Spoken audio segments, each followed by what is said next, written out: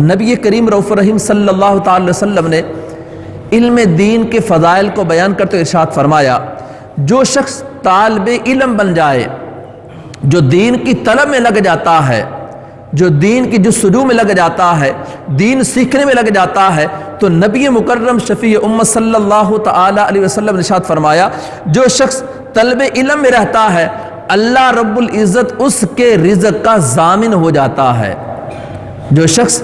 دین کی طلب میں رہتا ہے، اب دین سیکھنے میں رہتا ہے، اللہ رب العزت کی رحمت کی قربان جائیں، خلاق عالم اس کے رزق کا ضامن ہو جاتا ہے۔ اب جس بندے کے رزق کا ضامن اللہ رب العزت ہو، اس کو رزق کی فراوانی کیسے نہیں ہوگی، اس کے رزق میں کیسے وسعت نہیں آئے گی، اس کے رزق میں کیسے برکت نہیں آئے گی۔ یقیناً اگر کوئی بھی بندہ دنیا میں کے معاملات پہ غور و فکر کرے تو ہر ایک انسان کے تمام تر معاملات کی جو آخر اختتام ہے وہ یہی ہے کہ اس کے ذریعے میرے رزق کا معاملہ مجھ پہ آسان ہو جائے، میرے جو اہل و عیال کے رزق کا معاملہ مجھ پہ آسان ہو جائے۔ تو اب جو انسان یہ چاہتا ہے کہ مجھ پر رزق کی فراوانی ہو، میرے رزق میں برکت ہو، میرے گھر میں برکت ہو، تو اس کو یہ چاہیے کہ اپنے آپ کو اور اپنے بچوں کو دین کی طلب میں لگا دے، دین سیکھنے میں لگا دے۔ جب بندہ دین کے سیکھنے میں لگ جاتا ہے تو نبی کریم رؤوف الرحیم صلی اللہ تعالی علیہ وسلم نے ارشاد فرمایا،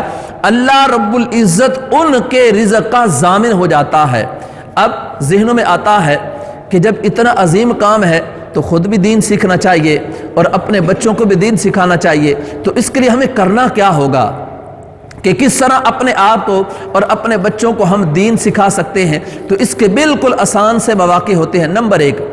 آپ جو بھی جمعہ کا بیان سنتے ہیں اور نماز فجر کے لیے آتے ہیں تو اس میں یہ نیت کر لیں کہ میں نماز فجر تو با جماعت ادا کروں گا ہی کروں گا، لیکن نماز فجر کی ادائیگی کے ساتھ ساتھ میں علم دین کی محفل میں حاضری دوں گا۔ اب جب آپ اپنے آپ کو حاضر کریں گے، پھر جو کچھ سیکھیں گے اب یہی چیزیں اپنے بچوں کو سکھا دیں، یا ساتھ میں آپ کا بیٹا ہے تو اس کو بھی کہیں کہ بیٹا نماز فجر بھی ادا کرنی ہے، اور اللہ کی رحمت سے، اللہ کی توفیق سے ہم نے علم دین کی محفل پاک میں بھی حاضری دینی ہے۔ اب اس انداز میں اگر آپ حاضری دیں گے تو آپ علم سیکھنے والے بن جائیں گے۔ جب آپ علم سیکھنے والے بن جائیں گے تو انشاءاللہ سیکھنے کے بعد پھر عمل کا جذبہ پیدا ہوتا ہے، تو جو چیزیں سکھائی جاتی ہیں ان کو اپنی زندگی کا حصہ بناتے جائیں، انشاءاللہ بتدریج آہستہ آہستہ آپ کے پاس ایک بہت بڑا علم دین کا خزانہ آپ کے ہاتھ آئے گا۔ یہ تو مرد احباب کے لیے ہے۔ اب آپ کی گھر کی عورتیں ہیں، بہنیں اور بیٹیاں ہیں، تو ان کو بھی دین سکھانا ہے،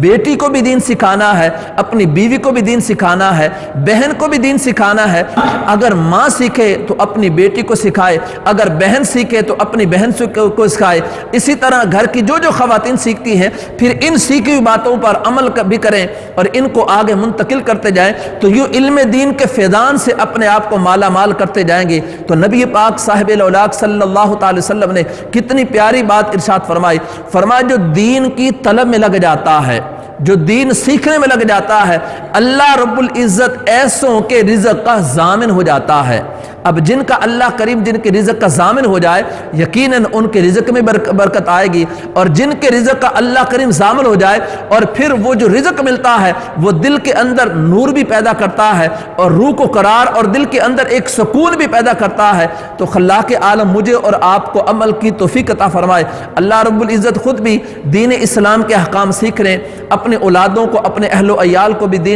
دین متین کے احکام سکھانے کی توفیق عطا فرمائے۔ آمین بجاہ النبی الامین وما علینا الا البلاغ المبین۔